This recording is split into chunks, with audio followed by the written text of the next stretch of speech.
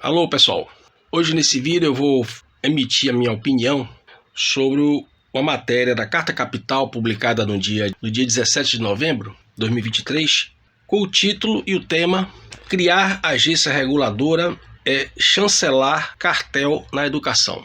Vamos ver o que é que isso pode significar.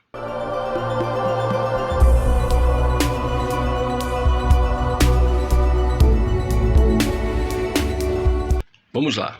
Eu elenquei aqui alguns detalhes da matéria, exatamente com o objetivo de pontuar os aspectos mais importantes e polêmicos.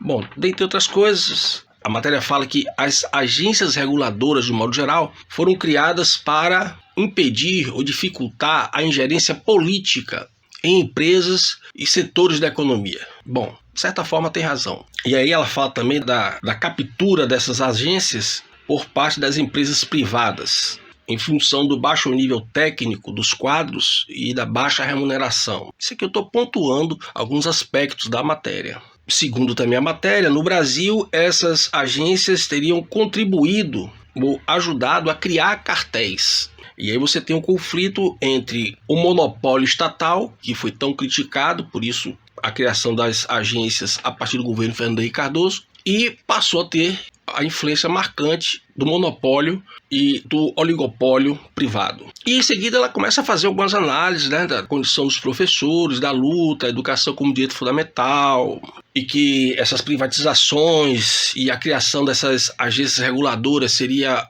o Estado abrindo mão das suas responsabilidades. Tá bom. Então eu vou aqui emitir a minha análise e opinião baseado em muita experiência, professor, cargos de gestão na área de ensino, diferenciados. Então eu conheço um pouco esse bastidor, essa dinâmica da coisa, como é que a coisa funciona. Ajudei a criar cursos de graduação, de pós-graduação, ministrei, coordenei, enfim, em algumas áreas do conhecimento, não só em curso de direito. Então assim, eu vou emitir aqui de forma mais sumária a minha opinião. A princípio, logo, eu não vejo muito o porquê criar essa agência reguladora. Não, para mim não faz o menor sentido. Resultado prático, nenhum. Melhoria, nenhuma. Por quê? Aí a gente tem que entender como é que isso foi se formando. O ensino privado brasileiro, a criação das instituições privadas, ensino superior, o Brasil proporcionalmente, estava entre os países com menor percentual per capita de pessoas com nível superior. Era uma coisa assim assustadora. E o Brasil conseguiu dar um salto. De lá para cá ele conseguiu dar um salto muito grande. E isso também atendeu a uma demanda de mercado que estava muito reprimida, porque não tinha acesso. Ou você passava numa instituição pública, estadual ou federal, ou algumas instituições privadas, de um modo geral, universidades católicas. Fora isso, você ficava sem ter seu nível superior. E a abertura desse nível superior, ele também ajudou muito a revelar novos talentos. Pessoas que tinham determinados talentos a se desenvolverem. Deu origem também, não só a profissionais para o mercado, mas também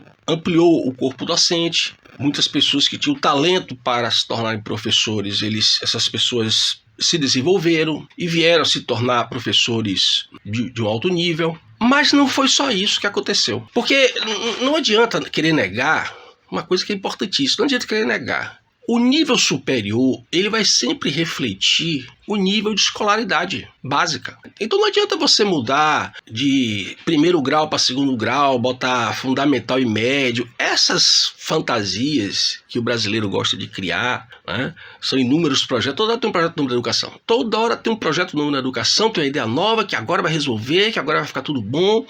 Cada hora aparece uma ONG aí com ideias brilhantes, financiamento estrondoso, projetando pessoas assim que você não sabe de onde é que apareceram, que se tornaram especialistas em educação. A gente às vezes cuidar de ser meu filho, acabou de sair do nível superior e já é uma referência em especialização em educação. E eu digo sempre, educação não adianta você pode ter 10 títulos. Educação é uma coisa que você...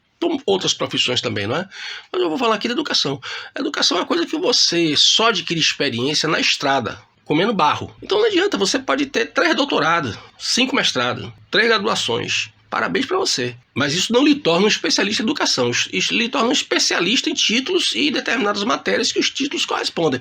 Somente isso, ok? Aí a matéria fala também, e esse ponto é importante, a matéria fala também da explosão dos cursos EAD, né? Educação à distância. E isso é importante. O curso EAD é importante. Ele tem o seu papel. Mas como tudo no Brasil, tudo é distorcido, gente. Não adianta. Você pega uma coisa que dá certo no país, você vai implantar aqui, prepare-se para a tragédia, porque nós somos especialistas em destruir boas ideias, boas experiências de outros lugares. Nós somos especialistas.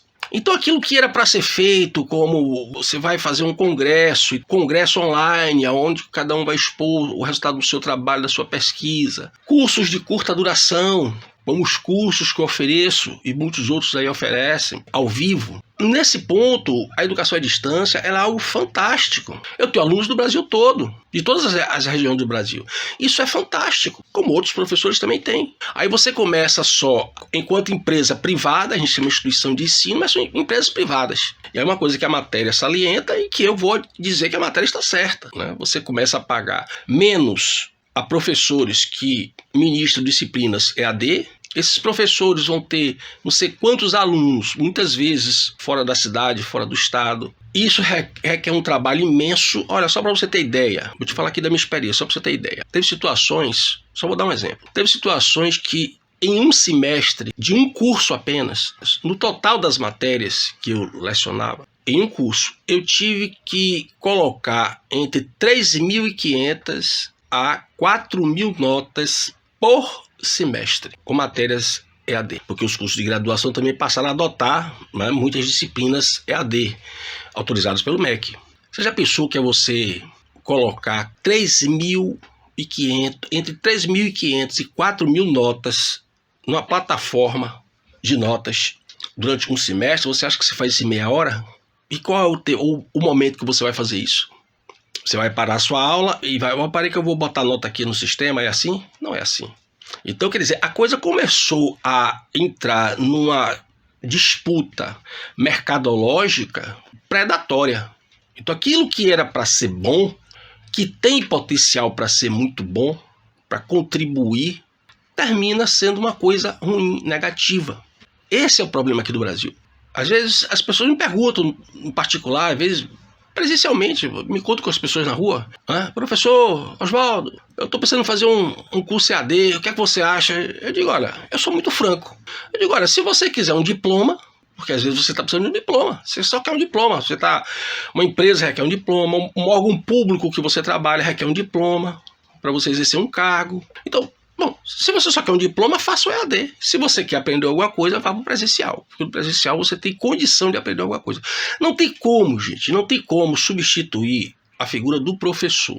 Por mais que eu admita que é uma profissão que está a passos largos para a extinção, e o pessoal está batendo palmas para inteligência artificial, vamos lá, vamos ver o que é que isso vai resultar.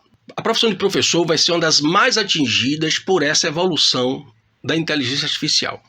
Por que o dono de instituição de ensino, seja de que nível for, por que eu vou ficar pagando um professor, direito trabalhista, sujeito a uma série de regras do direito trabalhista, SUS, INSS, sujeito a greve, depois sujeito até a um processo trabalhista? Por que eu vou me sujeitar a isso, continuar me sujeitando a isso, se eu posso comprar um software de inteligência artificial, colocar ali e depois ir atualizando aquele software, sabe lá, de quando em quando, entende? Então, a profissão de professor é certamente uma das primeiras profissões que vai se extinguir com a inteligência artificial. Então, essa relação, o professor e o estudante, seja da forma virtual, com aulas virtuais, mas o professor está ali. Quando eu estou ministrando aula, o meu aluno está ali, ele está ali me perguntando, ele está vendo o que é que eu estou falando. Há uma interação entre pessoas. Ele não está na sala de aula tradicional, mas ele está ali interagindo comigo. Eu abro para perguntas, ou ele me interrompe para fazer uma pergunta. Há uma interação entre pessoas. Nada substitui isso. Nada. Porém, a maioria das pessoas que vão procurar o nível superior no Brasil, aí eu estou afirmando, a maioria não estão interessadas em aprender, meu amigo. Você não vai negar a minha experiência de sala de aula, de 25 anos de sala de aula, você não vai... 25 anos de manhã, de tarde e de noite, de segunda a sábado, meio-dia, pelo menos. Você não vai me negar isso. Você não vai negar o barro que eu comi nessa estrada, entende? Então, a maioria das pessoas está indo para o nível superior para saber qual é o dia da prova, para saber se aquele assunto que o professor está ministrando naquele momento vai cair na prova. Então, essa pessoa, para que ela vai pagar mais caro um curso presencial, se ela pode pagar um curso EAD e fazer o que ela quer, as provas, para ser aprovada e ter o diploma que ela quer? Pronto, acabou. É por isso que o nível EAD está bombando. Aí volta para o início da minha argumentação. É o nível da escolaridade fundamental, o básico, que vai determinar a qualidade do nível superior, que vai determinar o nível de exigência do professor, que vai ser cobrado do professor. Se eu tenho alunos com nível de QI e intelectual mais baixo, eu sou obrigado a baixar o nível da minha aula. Quem disser o contrário, ou está mentindo, ou não sabe o que está falando. Isso é experiência. Se eu tenho alunos com nível mais elevado de QI e nível intelectual, eu sou obrigado a elevar o nível da minha aula. Então, o que vai determinar fundamentalmente o nível de um professor e da sua aula, a qualidade da sua aula, é o alunato. Então, se você tem alunos cada vez mais com QI mais baixo e nível intelectual mais baixo e exigência também, ambição profissional mais baixo, qualquer um pode ser professor. Então, para que o dono da instituição vai pagar um professor presencial se ele pode pagar mais barato um professor EAD e ainda daqui a pouco há um software de inteligência artificial para ensinar tudo aquilo que um professor pode ensinar sem criar problema, sem criar polêmica. Ah, o professor disse isso, me senti discriminado. Ah, o professor disse isso, eu me senti constrangido. Não vai ter problema nenhum, porque é inteligência artificial, é aquilo ali, acabou. Ninguém solta a mão de ninguém, não é assim? Então, eu estou tentando mostrar aqui, muito sumariamente, a complexidade do problema. São interesses empresariais de um lado, interesses de uma maioria muito pouco capacitada e ambiciosa, e quando esses interesses se conjugam, o quadro é esse aí. Isso tudo sob regulação do MEC, que eu já falei e repito, se tornou uma agência reguladora, né, no sentido simbólico, uma agência reguladora das determinações do Banco Mundial, Unicef e Unesco. Quem manda na educação no mundo é Banco Mundial, Unicef e Unesco. Se não entender isso, então essa proposta de criar uma agência reguladora como se fosse uma segunda instância, né? Uma interface entre o MEC e as agências e as empresas de educação, para mim não faz sentido nenhum, não vai mudar nada. Pode até piorar algumas coisas, quem sabe, como for aqui as suspeitas que a Carta Capital levantou. Mas melhorar, eu garanto que não vai melhorar nada. Se não vai piorar, melhorar também não vai. Então, para que criar isso? Para gerar emprego? Para aquela coisa que a gente sabe da política, né? Botar os quadros, né, do partido nos cargos públicos? Para que isso? Eu não sei. Eu estou aqui refletindo. Olha o problema aí, ó. Você vê um ministro desse, independente de partido, não estou falando aqui porque é da esquerda, porque é da direita. Você bota um médico para ser ministro da Saúde. Você bota uma pessoa com formação jurídica para ser ministro da Justiça. Mas quando chega no Ministério da Educação, por que o critério não é o mesmo? E com a seleção até que eu acredito que deveria ser até mais rigorosa ainda. Então, meu amigo, como eu digo sempre, qual é a saída, professor? Cuide da sua vida, entendeu? Vai estudar, olha o que seus filhos estão fazendo, olha o que você está fazendo, se você não tem filho também, entendeu? Procure tomar bons cursos na internet, cursos que orientem você a se tornar um autodidata e não um dependente, essa tal de educação continuada, que isso é para lhe manter preso à doutrinação. E a saída é essa, tá bom? Muito obrigado pela sua atenção e até o próximo vídeo.